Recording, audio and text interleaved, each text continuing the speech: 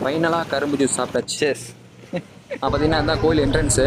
அதுலேருந்து தான் போகிறோம். ஏதாவது வந்து நம்ம துரோகம் பண்ணிட்டாங்க, நம்ம சொத்தை அடிச்சு பிடிங்கிட்டாங்க. அமாவாசைக்கு காலத்துலேருந்து வேண்டிட்டு வயிறு எரிஞ்சு கோழி கொடுத்துட்டு போனாங்க. யானையில் பார்த்தீங்கன்னா நம்ம ஐயனா உட்காந்துருக்காப்புல ஐயப்பன் ரூபத்தில். இந்த மரத்தை பாருங்க, சின்ன கொகை. கருப்பை பார்த்தாச்சு. இதுதான் மலை ஏறுற வழி. வாங்க வீட்டுக்குள்ளே போகலாம்.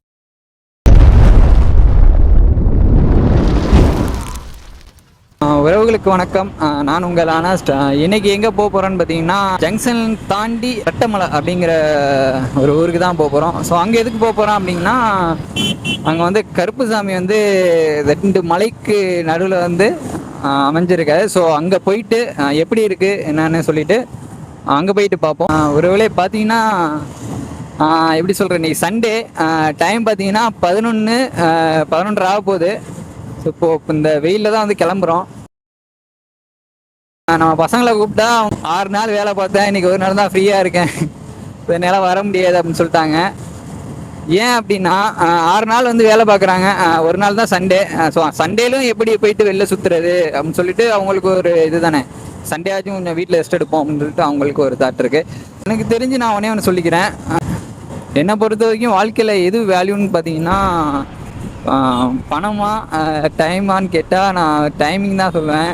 ஏன் அப்படி கேட்குறீங்கன்னா, ஏன் அப்படி சொல்கிறேன்னா, இப்போ வந்து நம்ம பணம் காசு வந்து நம்ம இல்லை இப்படின்னா நம்ம ஏதோ வேலைக்கு போகிறோம், பணம் காசு சம்பாதிச்சிடலாம். ஆனால் டைமிங் வந்து யாராலையும் சம்பாதிக்க முடியாது. இப்போது வந்து எப்படி சொல்கிறது, இன்றைக்கி இந்த டேட், இந்த டைமு, இந்த டேட்டு இதை விட்டோம்னா அவ்வளோதான், முடிஞ்சிச்சு. அடுத்த நாள் வந்து எப்படி சொல்ல, அடுத்த நாளுக்கு போயிட்டு முந்தின நாளுக்கு போக முடியாது. அதே மாட்டோம் டைமிங்கை வந்து நீங்கள் வந்து சேவ் பண்ணுங்கள். இருக்க வரைக்கும் கொஞ்சம் எக்ஸ்ப்ளோர் பண்ணுங்கள். ஒரு 6 நாள் வேலை பார்க்குறீங்க, மாங்குன்னு கஷ்டப்படுறீங்க, 6 நாள் கஷ்டப்படுறீங்க, ஒரு நாள் வீட்டில் ரெஸ்ட் எடுக்கலாம் அப்படின்னு வந்து நினைக்காதீங்க. அப்படி ஒரு மைண்ட் செட் இருந்துச்சுன்னா அதை குழி தோண்டி புதைச்சிருங்க. இருக்க டைமில் எங்கெங்கே போகணுமோ அங்கங்கே நீங்கள் முடிஞ்ச அளவுக்கு கிளம்பிடுங்க. எவ்வளோ எக்ஸ்ப்ளோர் பண்ணுறீங்களோ அவ்வளோக்கு உங்கள் மைண்ட் நல்லா இருக்குங்க. நானுமே நிறைய எப்படி சொல்கிற டைம்லாம் கிடச்சா நான் எங்கேயுமே போகாமல் இருக்க மாட்டேன். கொஞ்சம் டைம் இருந்தாலும் கிளம்பிடுவேன் இங்கே வண்டி எடுத்துகிட்டு. வாழ்க்கையில் வந்து எல்லாமே கஷ்டம் அப்படிலாம் சொல்லிட்டு இருப்பீங்க. கஷ்டம்னு நினைக்கிறீங்கன்னா வெளியில் வந்து நீ எக்ஸ்ப்ளோர் பண்ணும்போது தான் நமக்கும் கீழே எவ்வளோ பேர் கஷ்டப்படுறாங்க அப்படின்னு வந்து தெரியும். நம்ம வந்து சொல்லுவோம் இது கஷ்டமாக இருக்குது, இன்றைக்கி வேலை இப்படி இருக்குது அப்படி இருக்குது, நிறையா புலம்புவோம் கஷ்டம்னு சொல்லி. ஆனால் நம்மளோட கஷ்டப்படுறவங்க வந்து வாழ்க்கையில் நிறைய பேர் இருக்காங்க. நீங்கள் எப்படி அதை தெரிஞ்சுக்கலாம் அப்படின்னா, நீங்கள் இது மாட்டோம் வெளியில் போயிட்டு எக்ஸ்ப்ளோர் பண்ணணும். டைம் கிடச்சா ஒவ்வொரு இடத்துக்காக போயிட்டு விசிட் பண்ணி பாருங்கள். நம்மளோட கீழே வந்து நிறைய பேர் இருக்காங்க, நமக்கு கீழே ஒரு இவ்வளோ பேர் இருக்காங்களே அப்படின்னு சொல்லிட்டு உங்கள் மைண்ட் வந்து மைண்ட் செட்டு மாறலாம். வீட்டுக்குள்ளேயே எப்படி சொல்கிறது, வாழ்நாள் ஃபுல்லாக உழைச்சிக்கிட்டே இருக்க முடியுமாங்க? எவ்வளோ உழைப்பீங்க? 6 நாளும் உழைக்கிறீங்க, அதே மாட்டோம் சண்டே வந்து வீட்டில் ரெஸ்ட் எடுக்கிறீங்க, அவ்வளோதான். இப்படியே வந்து வாழ்க்கை வந்து ரொட்டீனாக போயிட்டே இருக்கும். நம்ம ஒரு என்ஜாய் பண்ணுறது பண்ணவே முடியாது. நம்மளுக்கு அந்தளவுக்கு ஒரு ப்ரெஷர் இருக்கும். ஒர்க்காக இருந்தாலும் சரி, ஃபேமிலியாக இருந்தாலும் சரி, அவ்வளோ ஒர்க் ப்ரெஷர் இருக்கும். ஃபேமிலி சுச்சுவேஷன் வந்து கொஞ்சம் சரி இருக்காது. அது மாதிரிலாம் இருக்கப்போ நம்ம வந்து கிடைக்கிற டைம் வந்து யூஸ் பண்ணிக்கணும். வெளில போயிட்டு கொஞ்சமாவது நம்ம மைண்டு ஃப்ரீயாக கொஞ்சம் போயிட்டு சுற்றி பார்க்கணும். போயிட்டு அவ்வளோதான். கிடைக்கலையே அப்படின்னு சொல்லி கவலைப்பட்டுக்கிட்டே இருந்தீங்கன்னா அது கிடைக்காது. முடிஞ்ச வரைக்கும் நல்லா எக்ஸ்ப்ளோர் பண்ணுங்கள். ஏதாச்சும் பண்ணணும். வாழ்க்கையில் வந்து பிறந்தோம் ரத்தம்லாம் இருக்கக்கூடாது, ஏதாச்சும் பண்ணணுங்க.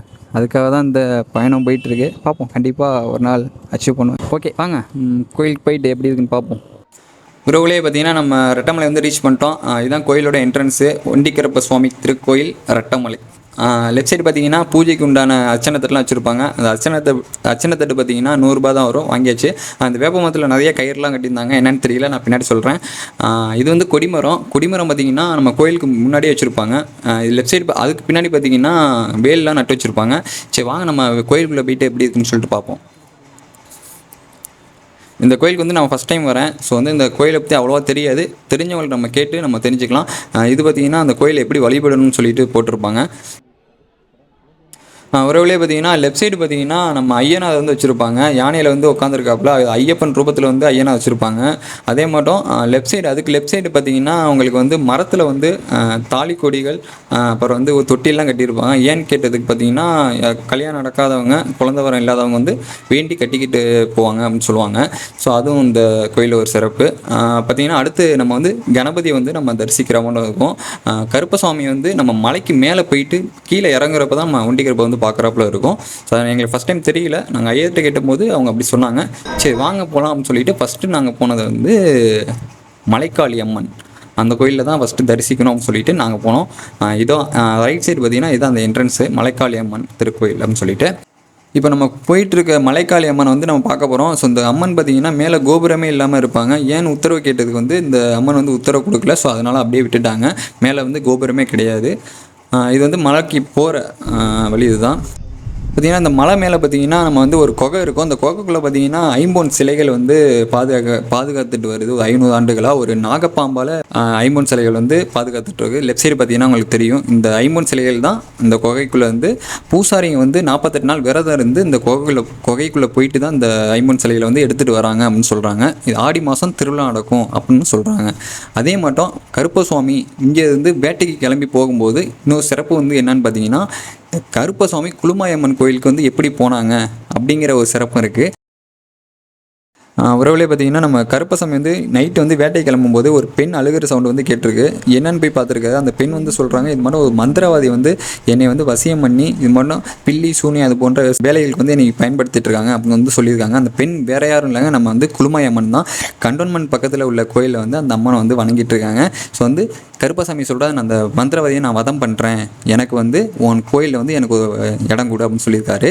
அதே மட்டும் அந்த அம்மனும் ஒத்துக்கிறாங்க. அதே மட்டும் வதம் பண்ணிட்டாரு. அதுக்கப்புறம் பெரிய கோலாகலமாக வந்து நம்ம ஒண்டி கருப்ப சுவாமிக்கு வந்து குட்டி திருவிழா கோலாகலமாக நடந்துகிட்ருக்கு. இந்த கோயிலோட சிறப்பு வரலாறு பற்றி என்னென்ன சாமிகள் இருக்குன்னு பற்றி நம்ம இந்த கோயிலில் உள்ள பூசாரிகிட்ட வந்து நம்ம கேட்போம். இங்கே பார்த்தீங்கன்னா பிள்ளையார் கோயில், மலைக்காளியம்மன் கோயில், மேலே நாகநாத சுவாமி, அப்புறம் கீழே பார்த்தீங்கன்னா ஐயனார், பேச்சியம்மன், சப்தகன்னிமா, ஈஸ்வரி, அப்புறம் கீழே ஒண்டிகருப்பு நீலமேக சுவாமி, மாசி பெரியன சுவாமி, மதுர சுவாமி, உதகருப்பு சுவாமி, வேட்டைகருப்பு சுவாமி, இவங்கெல்லாம் எங்கள் கோயிலில் இருக்க தெய்வம்னு பார்த்தீங்கன்னா. இதில் மெயினாக வந்து பார்த்தீங்கன்னா ஆதியிலேருந்து தெய்வம்னு பார்த்தீங்கன்னா மலைக்காளியம்மன், ஸ்ரீ நீலமேக சுவாமி, ஐயனார் சுவாமி, இவங்க வந்து ஆதியிலேருந்து இந்த தெய்வம். இந்த கோயிலோட ஹிஸ்ட்ரி வந்து மெயினாக பார்த்தீங்கன்னா மேலே சுரங்கத்தில் வந்து இங்கே கீழே இருக்க எல்லா சிலையோட ஐம்பொன் சிலைகளும் வந்து இங்கே இருக்குது. அந்த ஐம்பொன் சிலைகள்லாம் வந்து ஆடி 18 முதல் செவ்வாயில் வந்து எடுத்து ஆடி அடுத்த வெள்ளிக்கிழமை வந்து உள்ளார வைப்பாங்க. மேலே அந்த சுரங்கத்துலேருந்து அந்த சிலை வந்து இருக்க யார் ஐயர் போவாங்களா? ஐயர் போவாங்க. பூசாரிங்க தான் 48 நாள் விரதம் வந்து பூசாரிங்க ஃபஸ்ட்டு போய் உள்ளார போய் எடுத்துகிட்டு வருவாங்க. மதுராளிக்கு கூட நவல்பட்டுக்காரங்க வந்து வெளியில் இருந்து கூட வந்து சிலையை வாங்கி வைப்பாங்க. ஃபஸ்ட்டு பூசாரிங்க வந்து உள்ளார போய் சிலையை எடுத்துகிட்டு வருவாங்க. எவ்வளோ தூரம் போகுது அந்த அதை வந்து ஆதி காலத்தில் சொன்ன கதைன்னு பார்த்தீங்கன்னா இங்கேருந்து சுரங்கப்பா வந்து மலைக்கோட்டை ஸ்ரீரங்கம் போஞ்சிடுவாங்க. இப்போதைக்கு வந்து அவங்க இந்த வெள்ளைக்கோடு கிழிச்சு வச்சுருக்கோம். அந்த இடம் போகும். அந்த இடத்துல வந்து சுரங்கத்தில் வந்து அந்த சிலைங்களாக இருக்குது. அந்த சிலை எடுக்கிறதுக்கு கூட நம்ம பூசாங்க போவோம். எட்டமலை ஒண்டிகருப்புன்னு மெயினாக பார்த்தீங்கன்னா இந்த கோயில் தான். அப்போ மித்த எல்லா கோயிலையும் அங்கங்கே பது வச்சு கும்பிடுறது. கேட்டது எல்லாமே நிறைய இருக்குது. இங்கே கேட்டது எல்லாமே சீட்டு கட்டுறவங்க சீட்டு கட்டிட்டு போவாங்க. வேணுதல் நிறைய பேர் அதே மட்டும் வந்து இங்கே வந்து மெயினானது பார்த்தீங்கன்னா உதகருக்கு அங்கே வந்து பார்த்திங்கன்னா உயிரோட கோழி குத்திட்டு போவாங்க. ஏதாவது வந்து நம்ம துரோகம் பண்ணிட்டாங்க, நம்ம சொத்தை அடிச்சு பிடிங்கிட்டாங்கன்னா உயிரோட விடிய காலை 5 மணிக்கு வந்து அமாவாசைக்கு காலத்துலேருந்து வேண்டிட்டு வயிறு கோழி குத்திட்டு போனாங்கன்னா அவங்க 3 நாளுக்குள்ள அவங்க ஆப்போசிட்டில் வந்து என்னமோ பலியாகிடுவாங்க அப்படின்னு சொல்லிட்டு ஒரு ஐதீகம். வேண்டுதல் முடிஞ்ச வந்து கிடா வெட்டிட்டு போவாங்க. இது எப்போ கட்டப்பட்டது இந்த கோயில்? எப்போ தோன்றப்பட்டது? அது வந்து சர்ச்சில் சொன்னப்போ 500 வருஷத்துக்கு முன்னாடி இருந்துச்சுன்னு சொல்லியிருந்தாங்க. எனக்கு தெரிஞ்சு இப்போ 4 கும்பாபிஷேகம் நடந்ததுக்கு கோயில். இப்போ எனக்கு தெரிஞ்சு இப்போ ஏப்ரல் 27 கும்பாபிஷேகம் நடந்துச்சு. அதுக்கு முன்னாடி வந்து 15 வருஷத்துக்கு முன்னாடி 2007 நடந்துச்சு. உறவுலேயே வந்து நம்ம ஃபைனலாக வந்து பேக் சைடு உள்ள வேட்டக்கருப்பை வந்து கும்பிட்டுட்டு போகலாம்னு சொல்லிட்டு கிளம்பியாச்சு. அங்கே போயிட்டு சின்ன தரிசனம் போட்டு கிளம்பலாம்னு சொல்லிட்டு கிளம்பியாச்சு. இதோட பேக் சைடு வியூவை பாருங்களேன் எவ்வளோ அழகாக இருக்குன்னு சொல்லிட்டு. இதுதான் ரெட்டமலை எவ்வளோ அழகாக இருக்கு பாருங்க. முடிச்சுட்டு ரொம்ப வெயிலாக இருந்துச்சு. ஸோ சண்டே ஒரு கரும்பு ஜூஸ் போகலான்னு சொல்லிட்டு 2 கரும்பு ஜூஸ் வாங்கியாச்சு. எப்படி இருக்குன்னு பார்த்தீங்கன்னா அவ்வளோ டேஸ்ட்டாக இருந்துச்சு. அந்த அண்ணன் பார்த்தீங்கன்னா அந்த கரும்புல உள்ள ரெக்கை செதில் எல்லாத்தையும் வெட்டிட்டு சூப்பராக நம்மளுக்கு வந்து போட்டு கொடுத்தாரு. அது ஏன்னா நான் ஒன்றும் இல்லை 2 ஜூஸ் குடித்தேன். ஸோ அவ்வளோ வெயில். ஸோ அவ்வளோதான். அந்த வீடியோ வந்து நான் எண்ட் பண்ணிக்கிறேன். பிடிச்சிருந்தா லைக்கை போட்டுருங்க.